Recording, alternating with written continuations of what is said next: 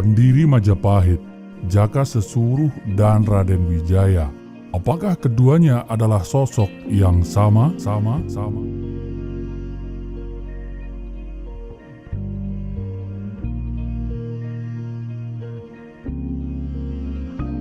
Kita biasa mendengar nama Raden Wijaya sebagai pendiri kerajaan Majapahit. Nama ini lazim dipakai para sejarawan untuk menyebut pendiri kerajaan Majapahit. Terdapat dalam Pararaton yang ditulis sekitar akhir abad ke-15. Selain nama Raden Wijaya, kadang Pararaton juga menulisnya secara lengkap, yaitu Raden Harsawijaya. Pada sumber yang lebih tua, Negara Kertagama yang ditulis pada pertengahan abad ke-14 menyebut pendiri Majapahit bernama Dyah Wijaya. Nama lain pendiri kerajaan Majapahit adalah Jaka Sesuruh yang dimuat dalam Babat Tanah Jawi.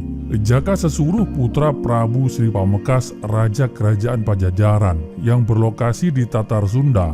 Jaka Sesuruh melarikan diri ke timur karena dikalahkan saudara tirinya yang bernama Siungwanara. Ia kemudian membangun kerajaan Majapahit dan berbalik menumpas Siungwanara. Dari dua nama ini, siapakah pendiri kerajaan Majapahit yang sebenarnya? Jaka Sesuruh atau Raden Wijaya? Melihat latar belakangnya sangat berbeda. Ataukah kedua nama ini menunjuk pada satu orang yang sama? Simak paparannya setelah Anda menekan tombol subscribe dan tanda lonceng di bawah ini.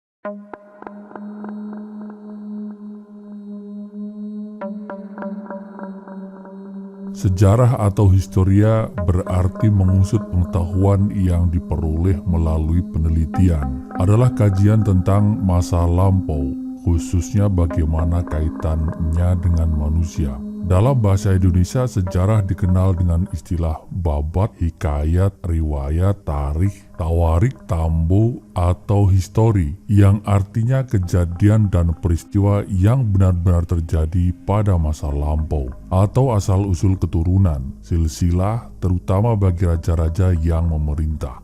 Ini adalah istilah umum yang berhubungan dengan peristiwa masa lalu, serta penemuan, koleksi, organisasi, dan penyajian informasi. Istilah ini mencakup konflik, geologi, dan sejarah makhluk hidup. Sejarah juga dapat mengacu pada bidang akademis yang menggunakan narasi untuk memakai dan menganalisis urutan peristiwa masa lalu. Majapahit misalnya berdasarkan jejak prasasti peninggalannya terkait erat dengan keruntuhan Singasari atas serangan gelang-gelang. Kalau ada sumber cerita sejarah yang mengaitkan dengan tempat lain, kerajaan lain misalnya, maka bangunan sejarah ini dipastikan runtuh. Puzzle sejarah akan menganga menjadi bahan pertanyaan yang tidak mungkin terjawab. Sejarawan Nia Kurnia Solihat Irfan menyampaikan tentang bagaimana seharusnya kita meneliti dan mengkritisi sumber-sumber sejarah. Sebagaimana halnya proses klasifikasi hadis, sumber-sumber sejarah dapat diseleksi ke dalam beberapa kategori. Yang pertama adalah sahih, sangat dapat dipercaya. Yang kedua adalah hasan, baik dan dapat dipercaya. Yang ketiga adalah doif, diragukan, masih harus dikonfirmasikan dengan berita lain yang lebih bisa dipercaya. Sumber sejarah yang sahih adalah prasasti-prasasti, yaitu sumber sejarah yang tertulis di atas batu atau logam. Beritanya sangat dapat dipercaya, asalkan pembacaan prasasti tidak keliru. Ini pun masuknya dalam wilayah penafsiran, tidak pada sumber. Tidak ada alasan bagi kita untuk meragukan pernyataan dalam prasasti. Begitu pula dengan sumber sejarah berdirinya Majapahit. Terkait dengan awal mula berdirinya kerajaan ini terdapat prasasti Kudadu yang satu bagiannya menceritakan Dyah Sanggrama Wijaya melarikan diri dari kejaran musuh, yaitu tentara Jayakatwang. Dengan modal paparan definisi sejarah dan klasifikasi sumber sejarah di atas, dengan mudah kita bisa melihat mana kebenaran sejarah dari dua tokoh yang kita bicarakan. Sebenarnya dari sini Anda sudah bisa skip video ini menuju menit akhir, melihat kesimpulan. Namun bagi Anda yang punya waktu ruah, jangan berpindah channel dulu. Kita akan ulas sedikit dua versi berdirinya Kerajaan Majapahit ini. Pertama oleh Raden Wijaya dan yang kedua oleh Jaka Sesuruh sebagai berikut.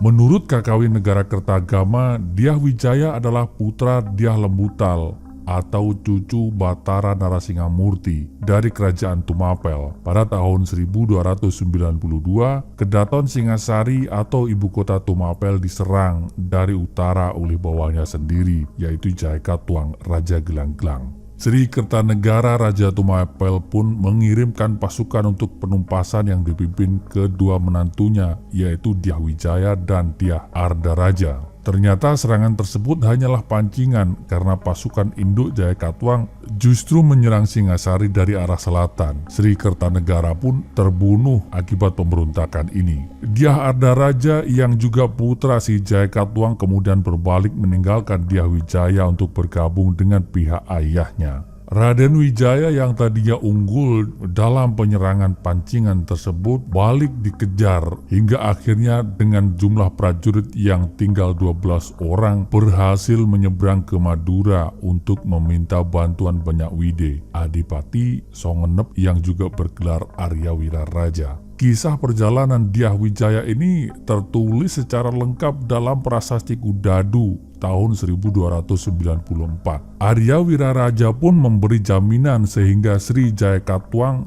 bersedia menerima Dyah Wijaya yang berpura-pura menyerah. Selanjutnya Dyah Wijaya mendapatkan sebidang tanah di hutan Tarik kemudian dibuka menjadi permukiman yang bernama Majapahit. Selanjutnya kita sudah pernah ulas beberapa kali di channel ini, datanglah pasukan Juan yang dikirim oleh Kaisar Sizu alias Kubilai Khan. Pasukan ini dipimpin oleh Sibi, Yingmis, dan Gauxing. Kedatangan mereka bertujuan untuk menaklukkan Raja Jawa, Sri Kertanegara Raja Singasari agar tunduk kepada dinasti Yuan. Kedatangan ini dimanfaatkan oleh Raden Wijaya dan Arya Wiraraja. Mereka pun membentuk aliansi bergabung dengan pasukan Sibi menyerang kekuasaan Sri Jaikatwang yang beribu kota di Kediri. Aliansi ini berhasil mengalahkan Sri Jaikatwang. Setelah kepemimpinan Jaikatwang diruntuhkan, Dyah Wijaya kemudian memukul balik pasukan Tartar. Setelah kehilangan 15% total prajurit, Sibi pun menarik mundur pasukannya kembali ke Tiongkok. Dan kisah kegagalan dinasti Yuan dalam usaha penaklukan tanah Jawa ini tercatat dengan rinci dalam naskah Yuanxi. Setelah itu Raden Wijaya resmi mendirikan Kerajaan Majapahit. Sebagai raja pertama bergelar Sri Kertarajasa Jayawardana.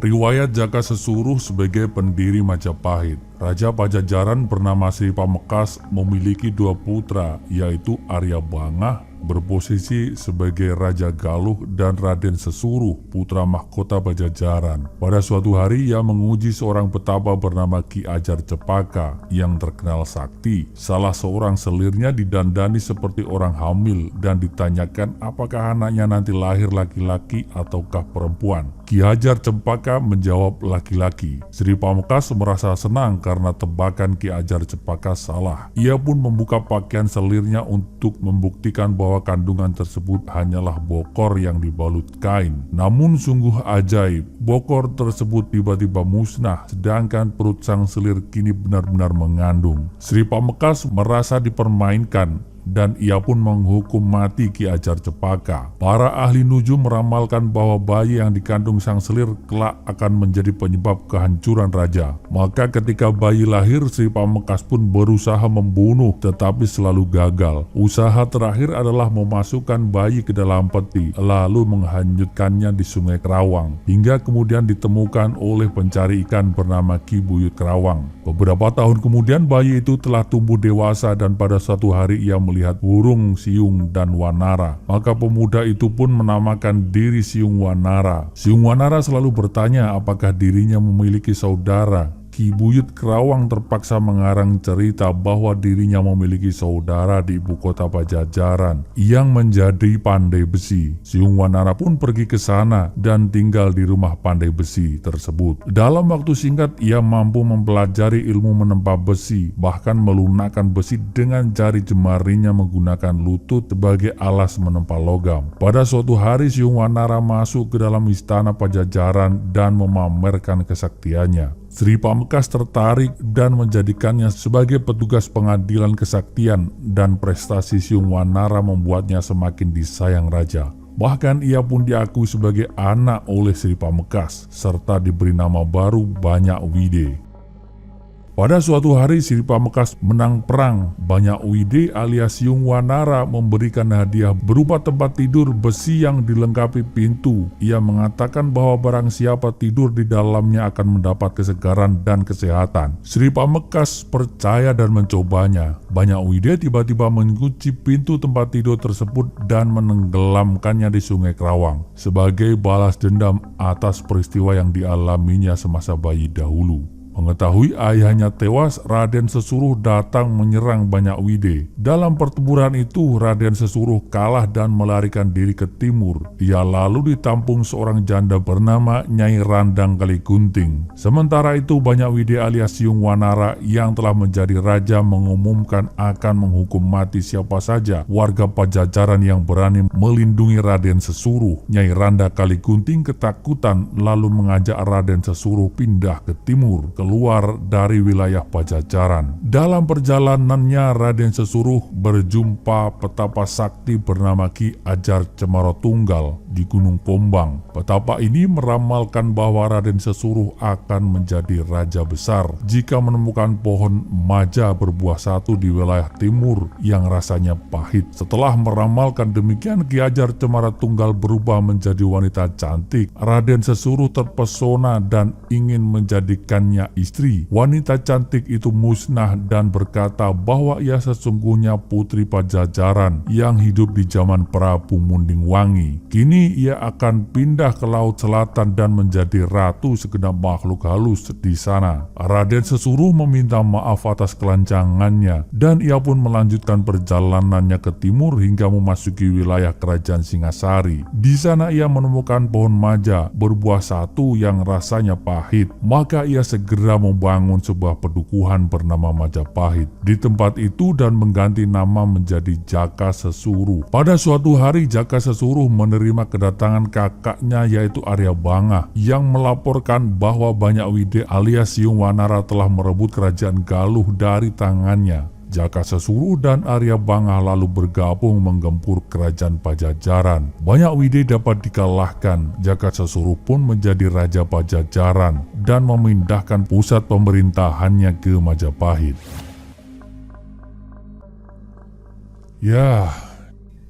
Selain identitas nama yang berbeda, cerita Jaka Sesuruh sebagai pendiri Majapahit ini menempatkan Siung Wanara yang tak lain adalah Banyak Wide menjadi seteru Jaka Sesuruh. Sangat bertolak belakang dengan keterangan para raton dan prasasti tentunya. Dan yang paling utama menghilangkan akar sejarah Lumajang di mana pada awalnya Raden Wijaya bersepakat dengan Aryawira Raja membagi separuh kerajaannya. Kembali ke pertanyaan awal, dengan identitas nama yang berbeda serta latar belakang cerita yang berbeda, bisakah kita menyebut Raden Wijaya adalah sosok yang sama dengan Jaka Sesuruh? Bisakah kita menyamakan Jaka Sesuruh dengan Raden Wijaya yang disebut dalam prasasti Kudadu dengan nama lengkap sebagai Nararya Sanggrama Wijaya, yang dalam para raton ditulis dengan nama Raden Wijaya, serta dalam negara Kertagama disebut Dyah Wijaya? Admin sepakat begini. Jaka Sesuruh adalah pendiri Majapahit versi Serat dan Babat.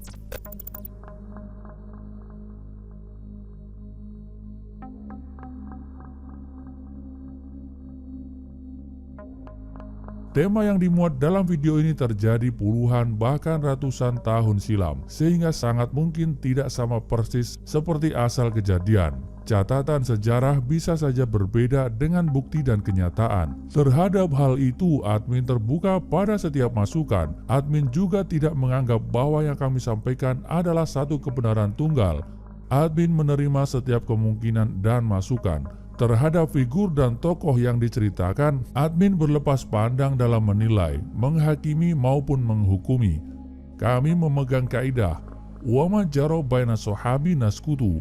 Seluruh yang terjadi antara para sahabat sengaja kami perluas artinya jadi sejarah secara umum. Kami diam, tidak ikut campur, tidak membahas. Di mata admin, masa lampau dan seluruh dinamika di dalamnya adalah hikmah. Terima kasih. Salam hangat. Assalamualaikum warahmatullahi wabarakatuh.